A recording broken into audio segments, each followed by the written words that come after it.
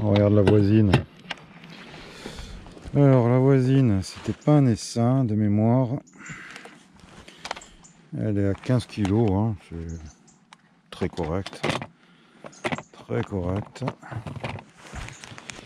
C'est une colonie qui a Roméret. Puisque tu vois, j'ai un historique, tac tac tac. 24 avril, la ponte était ok. Ouais, bah ouais, je sais, nous on a visité au 24 avril. 1er mars, 9 mars, 17 mars, j'ai balancé des cadres à bâtir, ça pondait, ça bâtissait. Le 23 mars, Rennes vue. 31 mars, alors c'était un essaim de l'an dernier, hein, tu vois, elle devait être sur 6 cadres, ouais, c'était les... Je m'en rappelle, c'était la reine caucasienne. Attends, je ne dis pas de conneries. Oui, c'était une caucasienne. De l'éleveur. Et malheureusement, cette cocotte, elle a cané. Elle a cané début mai.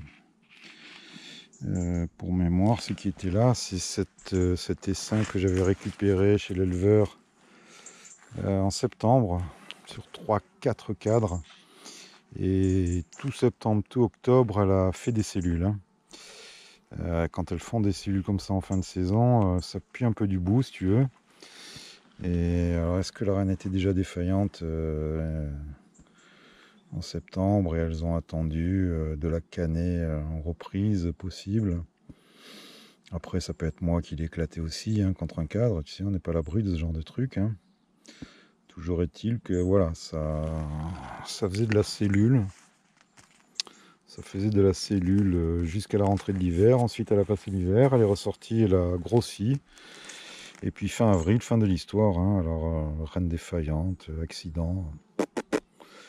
Voilà. Comme je pensais qu'elle était orpheline, j'en avais fait une colonie éleveuse. Et malheureusement, bah, il y avait une reine vierge qui se trimballait là-dedans. Donc ça m'a déglingué tout mon cadre d'élevage. Et puis, quand j'ai vu que ça m'a déglingué tout le cadre d'élevage, je l'ai laissé. Je n'ai pas visité plus que ça. Et le 24 mai, la ponte était ok, super belle, machin. J'ai tenté le coup de lui mettre des os, ça n'a rien donné. Elle m'en a... Ah si, non, j'ai des conneries. Je lui avais donné une os à bâtir, elle n'a pas bâti. Je lui avais donné une os bâtie après, quand j'ai commencé à récolter. Elle n'a rien fait. Hein. Et ensuite, voilà, elle a été mise un peu à l'écart. Enfin, à l'écart, je l'ai laissé tranquille. Hein. Donc 13 juillet, je l'avais pas visité. Je lui ai mis la mitraz. Le 20 juillet, je lui ai mis un dernier cadre à bâtir. Elle a été stimulée. Donc oui, c'est pas une colonie qui a eu du sucre. Hein. Elle a eu une stimulation. Donc là, c'est une colonie qui a eu 500 grammes. 1 litre de 55 ans, donc 500 grammes de sucre. Voilà. Ça fait dans ces 30 kilos de caisse, il y a 500 grammes, hein, pour te dire un peu la proportion. Hein. On a pesé ou on l'a pas pesé? Tu te rappelles? Je ne me rappelle plus. Ouais, 14, elle n'a pas bronché. Hein. Je pense pas qu'il y ait lieu de donner. Hein. On va lui retirer son amitraz. Retrait à pi, retrait à pivard. Hein. Pas retrait à pic. Et 14 kg. Bouge pas. Je mets mon poids de référence là.